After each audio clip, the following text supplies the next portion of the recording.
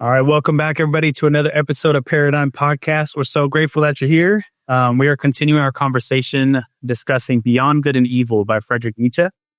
We are starting with aphorism 221 in chapter 7, titled Our Virtues. So we'll hop right in. Who wants to read 221? I got it. All right. 221. It sometimes happens, said a moralistic pedant and trifle retailer, that I honor and respect an unselfish man. Not, however, because he is unselfish, but because I think he has a right to be useful to another man at his own expense. In short, the question is always who he is and who the other is. For instance, in a person created and destined for command, self-denial and modest retirement, instead of being virtues, would be the waste of virtues. So it seems to me. Every system of unegoistic morality which takes itself unconditionally and appeals to everyone, not only sins against good taste, but is also an incentive to sins of omission and additional seduction under the mask of philanthropy, and precisely a seduction and injury to the higher, rarer, and more privileged types of men. Moral systems must be compelled, first of all, to bow before the gradations of rank. Their presumption must be driven home to their conscience, until they thoroughly understand at last that it is immoral to say that what is right for one is proper for another.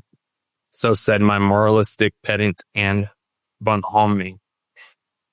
Did he perhaps deserve to be laughed at when he thus exhorted systems of morals to practice morality? But one should not be too much in the right if one wishes to have the laughters on one's own side. A grain of wrong pertains even to good taste. I like the way that shit ends. Yeah. What'd you guys think of this one? Well, real quick, bonhomme means good man. Yeah. And I didn't know what a pedant was, so I looked it up. It's a person who is excessively concerned with minor details and rules or with displaying academic learning. They're like the person that's like when you're saying something and they're like, actually, this is the correct way to say it every turn. You're like, no,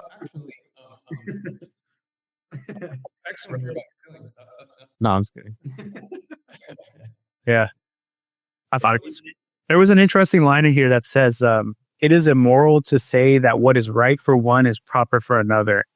And I found myself, I liked that line because I found myself a lot recently being like, thinking that, people, like when it comes to policy, some people institute laws that they think are the correct way to live rather than leaving the opening for people to choose what's correct for them to live, how to live. The idea that there's one way that fits everybody, I think that doesn't work, right? Like, how is somebody from New York City going to know the proper way to live for somebody who lives in Kansas, Okay, but let me ask you this question. Can the person from New York City and the person from Kansas, can they both agree that, like, let's say murder is wrong? They can, I think. Okay, so like everyone, like we at least need some sort of rules to function as like a larger society. Right. That way, like people from New York, there's like all this distance away between them, they can at least agree on like the fundamental like baseline of like what should be like a normal society. Yeah, I agree. I would say so. When it comes to like the maybe regulatory side of things is where maybe things get a little hairy. Yeah, more like the bureaucracy of things. I can see that. Yeah. But that was one idea that I had been thinking about a little bit aside from this reading. So it kind of stood out to me. True. Yeah. I thought the sentence, moral systems must be compelled, first of all, to bow before the gradations of rank. Their presumption must be driven home to their conscience, until they thoroughly understand at last that it is immoral, from what you just said. What is right for one is proper for another. You think it means with gradation of rank? It's like kind of like the hierarchy of like you said, like what we just explained, right? Like there's the bureaucracy, there's the I guess like the people at the top or whatever making the rules, right? But they're making the rules for everybody to follow. And moral systems, morality or whatever is like kind of strung into this like system and whatever. But no matter what, the moral component of all of this has to fall somewhere within that like ranking or system. I don't know, I could be kind of like overthinking or. Can I take a stab at it? Yeah, go ahead. I think what he's saying is that rules of morality are supposed to level the playing field, right? Rather than allowing for people to be like exceptional. If you think like Crime and Punishment, how Raskolnikov talked about extraordinary people and ordinary people, right? If we put laws that ordinary people are supposed to exist within, we have to keep in mind the gradation of rank. There are different levels of people is kind of what he's saying. Like, we have to have an exception and an allowance maybe for people that are exceptional. And we have to have like a judgment of based on gradation of rank of this person on morality. Like somebody who's exceptional has a little bit more leash or like more leash to break some of the because they're extraordinary. I mean, yeah, we see that like all the time, right? Right. So I think that's kind of what he's saying is like when we have this baseline generic, here's what's right and moral, we can't always apply it kind of just lump sum. Like with some situations that are going on with some people here in this room, like breaking protocol, sometimes we have to like look at that and be like, oh, okay, like this was a mistake or something, you know? Mm-hmm. So that just means fucking level up so you can break the rule. Well, Uh-huh. Go ahead, John.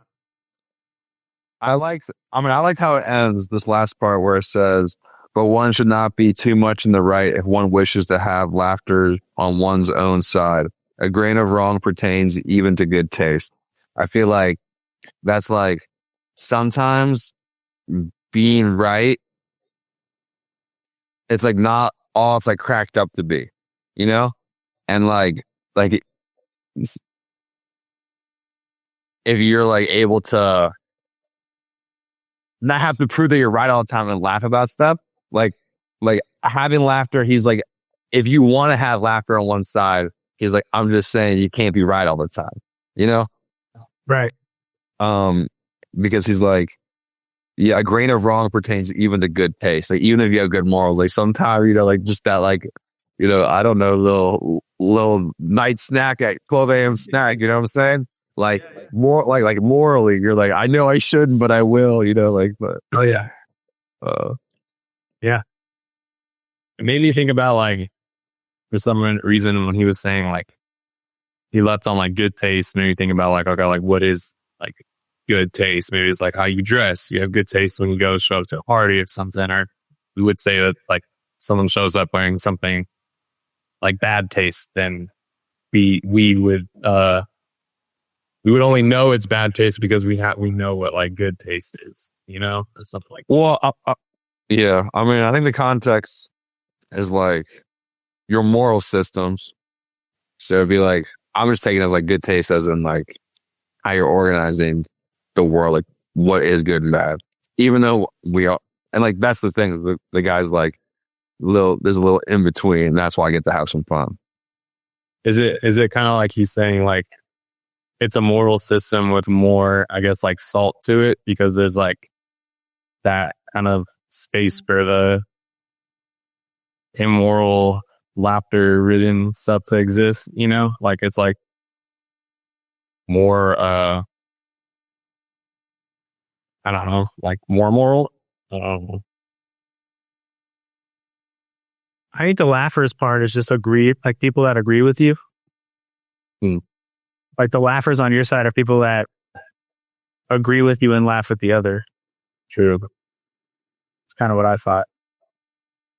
That's sure. I just think like if you're trying to dominate every conversation and prove that you're right, you're not gonna have a lot of laughter. Like just like that's like period, right? And like, if you look at the guy who's always laughing and having fun and you wonder why, like he's able to deal with those people, it's because like he's not trying to dominate that he's right all the time. He's just enjoying his time. And like he keeps that inside.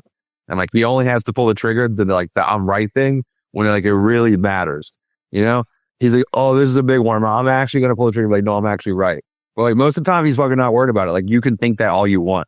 And like that's why we're still able to have fun together. And like if you wonder why you can't have fun with people, it's because you're trying to like prove that you're right all the time. And that's like how I was taking it. Yeah. Those people are the worst. Right. I think that's all he's saying. Yeah. All right. Here's a quick summary of T21, and then we'll move to T22. So Nietzsche argues that universal morality injures those of higher nature. Moral actions must be judged based on who commits them. Acts like self-denial can be vices in people destined for greatness. And systems of unegoistic morality are seductive but dangerous, especially when they suppress natural hierarchies. So, with that, we will move to 222. Who wants to read this one? I can read it. All right. Can you mute your thing? Because I was watching the video or last one, and it literally just stays on you. So.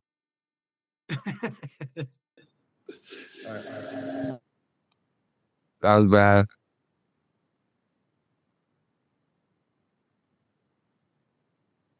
You know, There we go. 222. Wherever sympathy, fellow suffering is preached nowadays, and if I gather rightly, no other religion is no longer preached. Let the psychologist have his ear open through all the vanity, through all the noise, which is natural to these preachers, as to all the preachers. He will hear a hoarse, groaning, genuine note of self-contempt. It belongs to the overshadowing and uglifying of Europe, which has been on the increase for a century, the first symptoms of which are already specified documentarily in a thoughtful letter of Galliani and Madame Paradyme. If it is not really the cause thereof, the man of modern ideas, the conceited ape, is excessively dissatisfied with himself. This is perfectly certain. He suffers, and his vanity wants him only to suffer with his fellows. Right? Well, let's start with like the opener. I think it's a banger. Whatever sympathy, fellow suffering, is preached nowadays, and if I gather rightly, no other religion is any longer preached. Like I was like, wow. Like sometimes I feel like we're living in the age of sympathy, right? It's like, no, all these poor people from these other countries that don't understand like any of the rules here, they have to live here. It's like, no, like you actually can't teach higher levels math because people who don't get the math are going to feel dumb. It's like, no, you're not allowed to have valedictorian in high school anymore because that means you're saying that he's smarter than the rest of the school. It's like, well, dude. So I feel like that was spot on, you know? Like when we get participation trophies because we don't want to feel like, oh, you're a loser. Like we implement that at like level 1 of like building our like psychology of the world, you know? So just like, yeah. So that I thought that was a banger. Yeah, he's saying that it's a cover for deep self-contempt, like for sure. So like that's why I love like the ender, the conceited ape theory or whatever. The conceited ape, I love that. I go, what a good way to like describe who we are. Like we're so always wrapped up inside us, you know. And like the thing is like that, like the reason, like you said, it's a blanket thing. It's not because like the people that are implementing this at like whatever levels, it's because like they feel like less valuable maybe than like counterparts. And that way they're like, actually, we're going to get rid of winning as a whole for the greater good. You know, that way no one has to feel this way.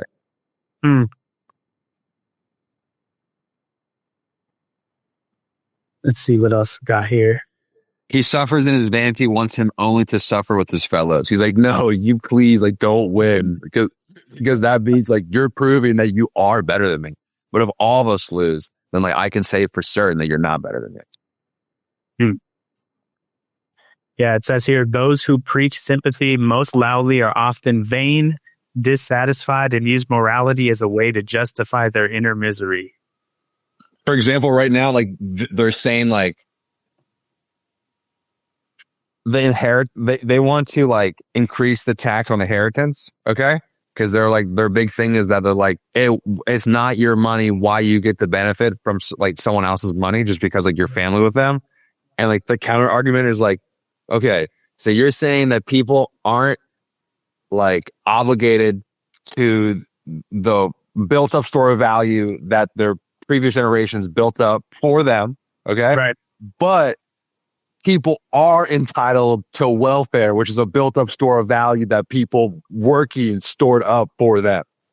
Right. You know, it's like, we can't have it fucking that way and not the other way. Like it's either like, okay, no more welfare, no more free money. Let me take back the fucking 9% of my paycheck every fucking, you know what I'm saying? Like, it's just not fair. Like if grandma wants to leave you money, then fucking let her. She earned that, you know? But like that thinking, it bleeds into everything. Like that's like even an example when you said that made me think about that. He's so spot on when he calls it the uglifying of Europe. It's really the uglifying wherever it touches, you know? Mm-hmm. Let's hop into 223. Johnny, want this one? Sure. Let me get a little sipperoo. All right. 223. The hybrid European, a tolerably ugly plebeian, taken all in all, absolutely requires a costume. He needs history as a storeroom of costumes. To be sure, he notices that none of the costumes fit him properly. He changes and changes. Let us look at the 19th century with respect to these hasty preferences and changes in the masquerades of style, and also with respect to its moments of desperation on account of nothing suiting us. It is in vain to get ourselves up as romantic or classical or Christian or Florentine or Barocco or national in morbis et artibus. It does not clothe us, but the spirit, especially the historical spirit, profits even by the desperation. Once and again, a new sample of the past or of the foreign is tested, put on, taken off, packed up, and above all, studied. We are the first studious age in puncto of costumes. I mean, as concerns morals, articles of belief, artistic tastes, and religions. We are prepared as no other age has ever been for a carnival in the grand style, for the most spiritual festival, laughter and arrogance, for the transcendental height of supreme folly and artistophanic ridicule of the world. Perhaps we are still discovering the domain of our invention just here, the domain where even we can still be original, probably as paradise of the world's history, as God's Merry Andrews. Perhaps, though, nothing else of the present have a future. Our laughter itself may have a future. All right. What'd you guys get? Okay, well, this hybrid European, the tolerably ugly plebeian. Plebeian's a word from like Roman like hierarchies, and like there's like two types of people. There's like a plebeian, and then there's a pleb. A plebeian, and then anyway, plebeians are like lesser class citizens. That's what I know. Okay, common people. Yeah. So, and then he talks about how they're always they have a history as a storeroom of costumes, and they're constantly changing costumes. I mean, you can just look at Europe and like the different identities they like adorn throughout like their time. Like, you know, first they're like these smaller tribes of people. There was like, let me think. I'm like kind of high right now. Barbarians and stuff. No. Like the Romans were fighting like the Tuscans. Okay, the Tuscans are like from Spain. Okay, and like the Romans eventually like conquer Spain and like lots of Europe, and like Spain became Rome, and then like Rome fell and Spain became France. Like Spain became Spain, France became France, England became England, and like while all that's changed and like they flew like different people's banners, different kings' banners. They have like a revolution. They discovered like these different ideals. You know, they became like colonists. You know, they were discovering the new world. There was like the like crusades. So like there's like a lot of different things that happened, and like these different like ideals of like what a Spanish person was or like what a British person was, you know, and like they were able to wear the costume that like best suited them for that time. Like sugar is a great example, you know, like I mean they have like extreme costumes, you know, Right. so Now, like that age he's talking about now, like there's the modern person as of his time had so many different costumes to choose from, and everybody tried on different ones, right? and like And nothing quite fits, and everything is borrowed. yes. And again, like some people, because he goes, and above all, study. Okay. I think about this, like even right now today, there's people in our country that love the Civil War and Civil War history. They love studying about it. Yeah. It's like they're more occupied with the costume of like the past than like understanding the current situation that's going on now. Like, I don't know. That's like what it made me think of, you know? The humor part was interesting to me, where he's talking about down here at the end, perhaps based. The end's sick. This part you're about to read, I love this part. It's my favorite part in the whole book. I mean, not the whole book, this whole section right here. Go for it. Perhaps we are still discovering the domain of our invention just here, the domain where even we can still be original, probably as parodists of the world's history and as God's Mary Andrews. Perhaps, though nothing else once the present has a future, our laughter itself may have a future. So like a parodist is somebody who practices parody, which is like an imitation of someone's specific work. Okay. It's an exaggeration. So like memes, meme culture. Well, okay. I mean, the first part, like, the domain of still being original, like, is it possible? Like, I love that. I feel like that we kind of, like, is there anything in our life that we're not parodying? Is there still room in the world for me to be original? Right? Like, those are things that, like, kind of, like, as we walk down and, like, not just meme culture, like, think about this, like, Jesus is supposed to be the perfect embodiment of what a human could be, because every human prior to him failed, right? And if you're trying to live a Christian life, you're parodying the way Jesus walked. Yeah. And like you could say that about like almost any ideals. Like if you like respect the guy, like you're parodying a version of him. Like your father might be the first figure that you parody, you know, stuff like that. So like I think it's kind of, and then like is there anything actually original left for me to do? Like, and like the thing is though, the laughter part is like kind of like the thing that like is original, you know, like when you make a quick joke or whatever, or like when you're just enjoying that time, it's like maybe even if my whole life is just parodying a thing, this laughter is real. I mean, it's like having fun is still real, you know, and like and then it's like maybe there still is hope for the future. Yeah, the idea of it being original, that's why it makes me think of meme culture. Like we had to get Joe Biden become a president to get memes like when I already know I'm calling in sick Monday and my coworker says see you Monday, and it's like the Michael Bay outro and Linkin Park playing. Like there are things that are original, and like humor is a good way of getting at that, you know. And like he's saying that you know, the one glimmer of hope is the laughter. You know, it is authentic, it is original. Okay, so like talking about that, like I was playing pickleball this past weekend, okay? And like David, you'll like this, okay? So like me and they were playing. I think this ball's gonna go out. I kind of stopped. I stopped going for it. It hits line. She goes, "That's line." I'm like, "All right." I give her the ball. We go. I stop it's my serve again. I'm doing something and it hits line, but she calls it out. And like, I'm like, that's line. She's like, no, it was out. And I go, no, I get it. For you, it's line, but for me, it's never mine.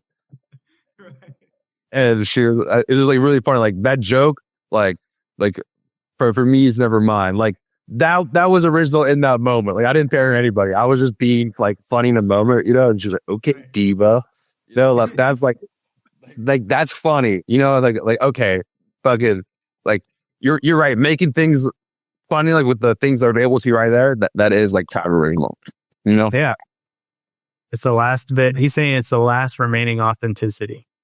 I totally feel that. I love that actually, because it's you're like able to take what's in front of you right then and there and be like, okay, real quick, like how can like I make this witty or funny or like relevant? Yeah, I do love that. All right, I think we covered it pretty well. Anything else you guys want to add to 223? No. All right, I'll do 224. This one's a little long, so bear with me. She's fucking so fat. She's supposed to show up. All right. The historical sense, or the capacity for divining quickly the order of rank of the valuations according to which a people, a community, or an individual has lived. The divining instinct for the relationship of these valuations, for the relation of the authority of the valuations to the authority of the operating forces.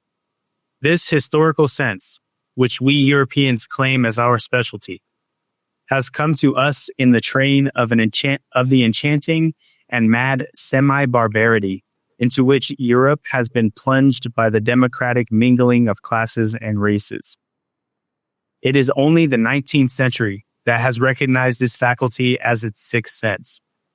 Owing to this mingling, the past of every form and mode of life and of cultures which were formerly closely contiguous and superimposed on one another, flows forth into us modern souls. Our instincts now run back in all directions. We ourselves are a kind of chaos. In the end, as we have said, the spirit perceives its advantage therein. By means of our semi-barbarity, in body and in desire, we have secret access everywhere. Such a noble age never had. We have access above all to the labyrinth of imperfect civilizations, and to every form of semi-barbarity that has at any time existed on earth. And insofar as the most considerable part of human civilization hitherto has just been semi-barbarity, the historical sense implies almost the sense and instinct for everything, the taste and tongue for everything, whereby it immediately proves itself to be an ignoble sense. For instance, we enjoy Homer once more. It is perhaps our happiest acquisition that we know how to appreciate Homer, whom men of distinguished opal, as the French of the 17th century, like Saint Evremond, who reproached him for his esprit vaste, and even Voltaire, the last echo of the century, cannot and could not so easily appropriate, whom they scarcely permitted themselves to enjoy. The very decided yea and nay of their palate, their promptly ready disgust, their hesitating reluctance with regard to everything strange, their horror of the bad taste of lively curiosity, and in general the averseness of every distinguished and self-sufficing culture to avow a new desire, a dissatisfaction with its own condition, or an admiration of what is strange. All this determines and disposes them unfavorably even towards the best things of the world, which are not their property or could not become their prey. And no faculty is more unintelligible to such men than just this historical sense, with its truckling, plebeian curiosity. The case is not different with Shakespeare, that marvelous Spanish, Moorish, Saxon synthesis of taste, over whom an ancient Athenian of the circle of Aeschylus would have half killed himself with laughter or irritation. But we accept precisely this wild motleyiness, this medley of the most delicate, the most coarse, and the most artificial, with a secret confidence and cordiality. We enjoy it as a refinement of art reserved expressly for us, and allow ourselves to be as little disturbed by the repulsive fumes and the proximity of the English populace in which Shakespeare's art and taste live, as perhaps on the Caixa of Naples, where, with all our senses awake, we go our way, enchanted and voluntarily, in spite of the drain odor of the lower quarters of town. That as men of the historical sense, we have our virtues, is not to be disputed. We are unpretentious, unselfish, modest, brave, habituated to self-control and self-renunciation, very grateful, very patient, very complacent, but with all this, we are perhaps not very tasteful. Let us finally confess it, that what is most difficult for us men of the feel, taste, and love, what finds us fundamentally prejudiced and almost hostile, is precisely the perfection and ultimate maturity in every culture and art, the essentially noble in works and men. Their moment of smooth sea and halcyon self-sufficiency, the goldenness and coldness which all things show that have perfected themselves. Perhaps our virtue of the historical sense is in necessary contrast to good taste, at least to the very bad taste, and we can only evoke in ourselves imperfectly, hesitatingly, and with compulsion, the smallest short and happy God sends and glorifications of human life as they shine here and then. Those moments and marvelous experiences when a great power has voluntarily come to a halt before the boundless and infinite, when a superabundance of refined delight has been enjoyed by a sudden checking and petrifying, by standing firmly and planting oneself fixedly on still trembling ground. Proportionateness is strange to us. Let us confess it to ourselves. Our itching is really the itching for the infinite, the immeasurable. Like the rider on his forward panting horse, we let the reins fall before the infinite. We modern men, we semi-barbarians, and are only in our highest bliss when we are in most danger. Yep. Yeah. That's what I was thinking. Exactly. That's what I was saying.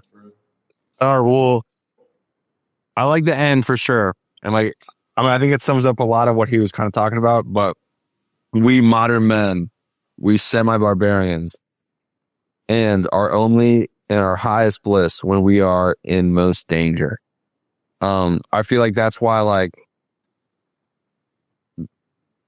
we feel the most maybe satisfied after. The bliss really is a good word, is like when we're able to be present in something totally. And like normally when you're in danger is like the only time like you're like 100% present in something. So like, I think that's why like we seek out like these like simulations of tough things. Like that's why I love jujitsu. Like it like really fucking like scratches something in my brain. You know, like some people like running, you know, I think is a way of that because it's just like a really tough challenge, you know. I don't know. For me, I guess because like I like jujitsu, it made me think about that, you know? It's like nothing else than that. I was like, I just love doing that thing, you know? If I could do just that thing, I'd be like pretty much happy. Yeah, it makes me think of like Jordan Peterson's thing, his idea where he says, you know, the path to growth and a satisfying life is on the line between chaos and order, right? So like when you're in the most danger is when you're doing something that you kind of know how to do, but it's kind of out of the realm of what you know how to do as well. So it's like this mixture of them. And when you have that little taste of danger is when you get the most sense of fulfillment, right? Like those camping trips where it's like, we have a destination, we don't know what we're doing in between. I feel like those camping trips are some of the best ones, you know? The backpacking trips in general, because it's kind of difficult, you know, where it's like, there's something about it. Like, I like that it's like slightly more difficult than normal life. Right, exactly. So you're like, we don't know where we're staying tonight. We have a general idea, but we'll find it. We'll know it when we see it, type thing. So like, I get that. That's a good idea. I like the best of us comes out when we're, the sense of fulfillment comes out when we're at least feeling some sense of danger a little bit. Oh, just a little bit. Yeah. And like, there's like people have different bandwidth for that. And like, I think there's different like returns on it, too much danger would be, I think, could have like the negative return, because you actually be in danger. Right. Yeah, there's a line. Let's see here. So, well, I got a couple main ideas here from the reading. So let's see. Modern chaos and semi-barbarity. So Nietzsche sees modern Europeans as being caught in a chaos of influences, styles, and cultures due to democratic intermingling, which would make sense. I mean, it's like, Ukraine, there's parts of those places that people grew up as Russian and now they're Ukraine. It's like you have all these different cultures and styles that come from those different, groups.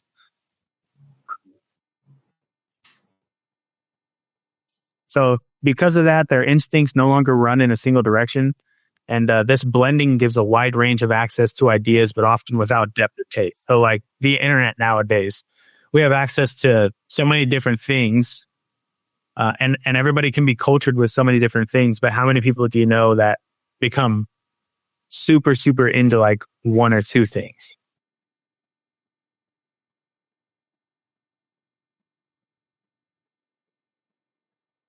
Everybody's just putting on that ponytail or that costume, Yeah.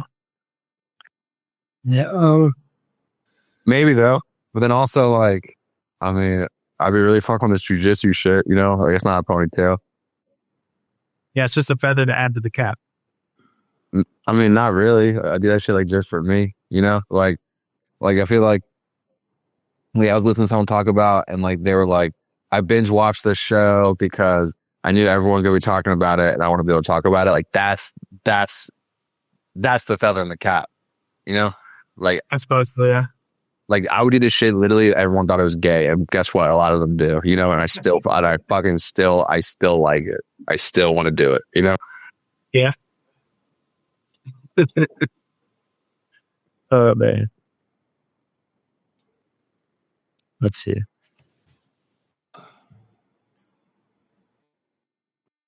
All right.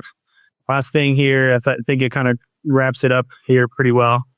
So the historical sense that he's talking about throughout this aphorism is an instinct for understanding past value systems. It can refine us, but it can also alienate us from greatness, spontaneity, and genuine admiration. Our culturedness may just be a sophisticated form of shallowness. That's what the AI is popping out here. Yeah, I don't know about that though. Like our cultureness is maybe our shallowness. It's like, well, okay. Do you guys know what happened like in Florida with the Indian truck drivers and like how they killed those 3 people? Kinda. Okay, well, these like 2 Indian truck drivers, they have like a dash cam on the inside. They're on like an interstate in Florida. They take an illegal U-turn on the interstate, like where where like those cops sit to pull you over. Like they're taking a U-turn through that, like literally on a highway like 7 miles an hour. And as they're making the turn, someone like blows into the side of them, kills their family of 3, mom, dad, kid. And like because like the camera's watching like the inside, like they literally do not care at all. They're like, there's like no emotion. They get out, like the cops come, like no emotion about the thing.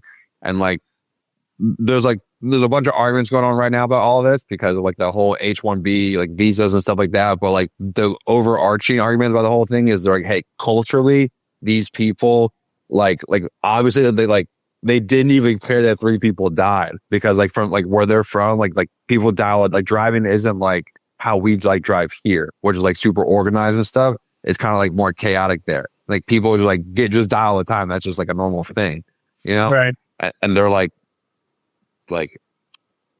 if we keep doing this, we keep letting too many things in, like rules like don't mean the same thing anymore. That's like why people in England, they're getting like raped and stuff, because yeah, that's what made me think of. Damn, dude. Okay. Let's see. Well, it's not necessarily shallowness. You're saying there is some objective things that have to be followed. I just feel like I mean, like again, like with the people, like the rapings that's happening in Europe, or whatever. It's like culturally, it's because like the people that are doing the rapings right now in Europe, they come from a place where like women don't have rights and like they're protected under their law. So like culturally, they don't understand why they can't just grab a woman and rape her.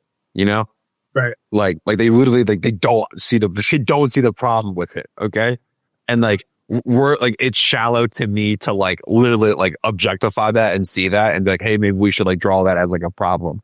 You know, but like it just shows that the computer is biased because it's like, hey, like if we're allowed to look at people culturally, then like we're gonna make like maybe there's gonna be some tough truths in there and start calling it shallow. Like that's part of like the script right there. I just thought that was interesting. I don't even think it's from the book. I think it's from the computer. On the computer. Anything else to add? Or I have like, because I see the perspective. I see what you're saying, John. Like when culture is not, it's not like, and that could just be the AI just saying that, or wherever that's coming from. But the one thing I do recognize with like in our like American culture and like the patriotic essence we have here in the States, and a lot of like I've met people from Canada and like just being on airplanes and stuff and just having conversations with people. And they kind of like describe Americans like all the same. Right. Not necessarily in a bad or good way. It's more of just like when you go out and you see the world, you're able to like kind of have this overview of how people view certain areas of the world. America, I'm just using America as a highlight because that's where I'm from. But a lot of that patriotic symbolism is rooted in our culture. And I don't know if that I think that stems from a deep rooted essence of like us standing proud for our country. But then you go to like other places where like that doesn't exist at all. And then Portland, Oregon. Huh? Portland, Oregon. Portland, Oregon. Portland. Oh, Portland, Oregon. And just you go to China, you're an American, right? Like they don't care what state you're from. You're an American wherever you go out.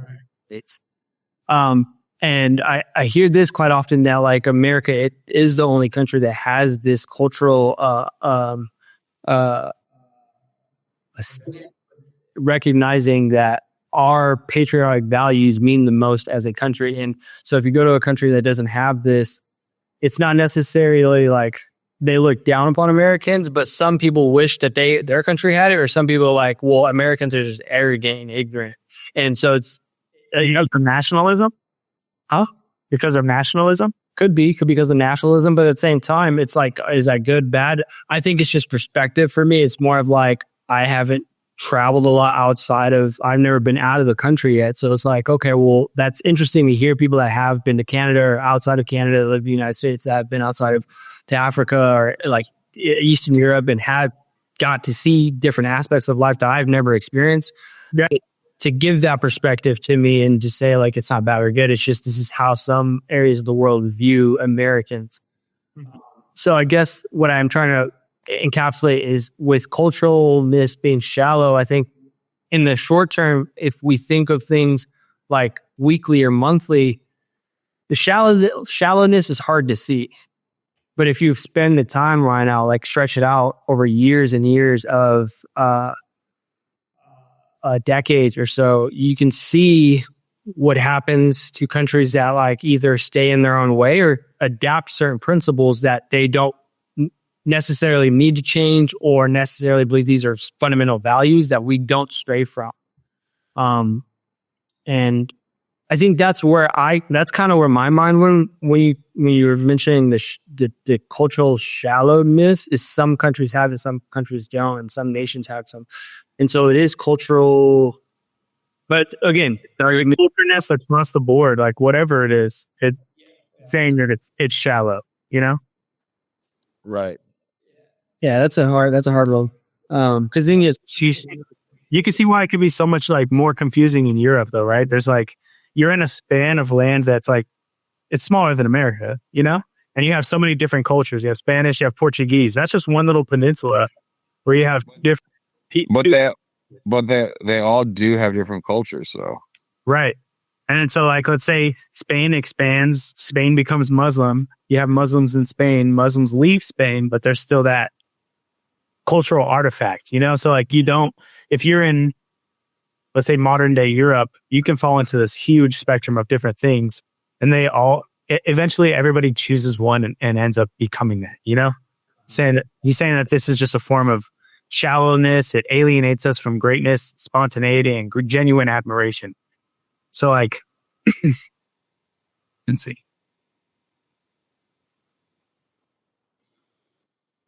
Yeah, so modern people wear costumes is really what he's trying to get across here. Yeah. All right. 225, last one.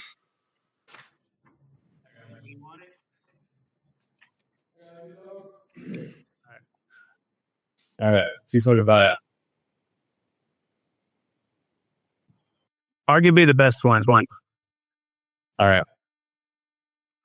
225. Whether it be hedonism, pessimism, utilitarianism, or eudaimonism, all those modes of thinking which measure the worth of things according to pleasure and pain, that is, according to accompanying circumstances and secondary considerations, are plausible modes of thought and naiveties, which every one conscious of creative powers and an artist's conscience will look down upon with scorn, though not without sympathy. Sympathy for you, to be sure, that is not sympathy as you understand it. It is not sympathy for social distress, for society with its sick and misfortune, for the hereditarily vicious and defective who lie on the ground around us. Still less it is sympathy for the grumbling, vexed, revolutionary slave classes who strive after power. They call it freedom. Our sympathy is a loftier and further sighted sympathy. We see how man dwarfs himself, how you dwarf him. And there are moments when we view your sympathy with an indescribable anguish, when we resist it, when we regard your seriousness as more dangerous than any kind of levity. You want, if possible, and there is not a more foolish, if possible, to do away with suffering, and it really seems that we would rather have it increased and made worse than it has ever been.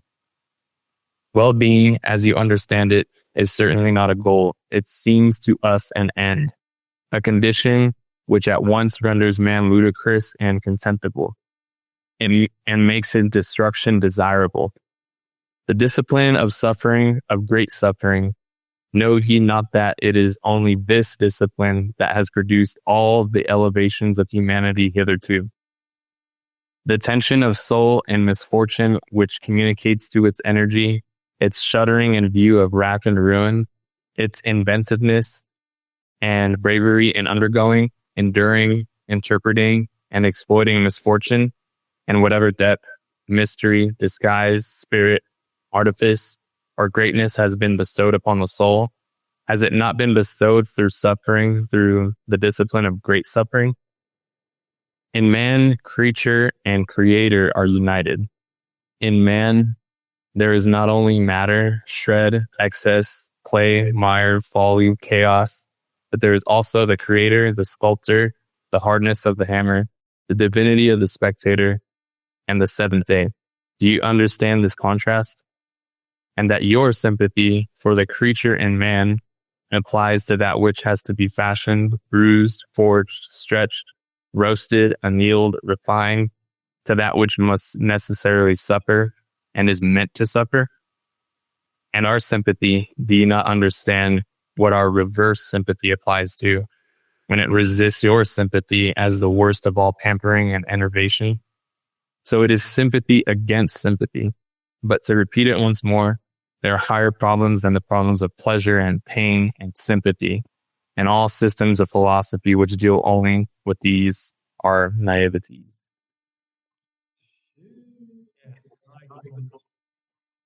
Yeah, that's good. Great suffering. I agree. it really makes me think of David Goggins, you know? Yeah. It really does. He's saying, so Nietzsche's attacking all philosophies that judge and give value based on if it provides pleasure or pain, arguing that suffering is not a condition to be avoided, but it's a crucible for greatness. Sympathy, he believes, often degrades the individual and discourages excellence. Pain, when endured creatively, becomes the womb of genius, spirit, and transformation. So like, it really does make me think of David Goggins. Like, he wanted to change his life, so I can put himself in the crucible of greatness. And he tried to do anything that was hard, you know, anything that he could think of that was hard, he would end up just chasing and doing that. So it was like, it really reminded me of that. What do you guys feel? Do you guys think pain and suffering is a requirement for greatness? Yes. Yeah. Unfortunately, that's the way it is. In all forms too. And if it's not money related, it comes in other forms. Exactly. It's like the natural, like, reaction to when you stress something, right? Like, benching, a plate on either side. You gotta push it past this extreme to like build the strength in order to get to the next like degree or whatever of strength. So yeah, progressive overload. Yeah, progressive. It's required for everything. And your muscles are suffering because of it. Yeah. Right. You're literally tearing them, Yeah. That word up there, eudemonism. I had never encountered that. I had to look that up. It's a system of ethics that bases moral value on the likelihood that good actions will produce happiness. So like karma. Delusion. What's the belief of, where does suffering play into like Buddhism? Where does suffering fit into Buddhism? Let's see. Well, Buddhism was about conquering all craving. So you don't crave anything, you shouldn't have to suffer. I think I don't know. That's my take. Just curious. Let's see.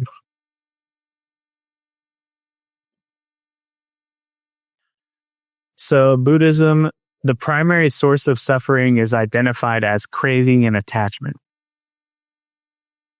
So the primary source is the craving. This craving arises from a misunderstanding of reality, particularly the impermanence of all things, and leads to a cycle of dissatisfaction and suffering. All right. Cool. I mean, that's what we're trying to do with these goals each week, right? Is push ourselves into that crucible a little bit. Yeah. So, anything else you guys would like to add to that? Nope. No. All right. I'll take us out and we'll get into our goals and stuff for the week. So thank you guys so much for tuning in to another episode of Paradyme Podcast. We hope you're reading along with us. We just finished Aphorism 225. So next week we'll jump into 226 and others. So those readings came from Beyond Good and Evil by Friedrich Nietzsche. Look at that mustache. They don't make them like that anymore. The Foxworthy. All right. So before you take off, make sure to like, subscribe, hit the little bell next to the subscription, and follow us on all our social media platforms. All the information you need will be down in the description box below. Again, thank you guys so much for watching. And remember, who you are now equals who you'll be tomorrow. Peace.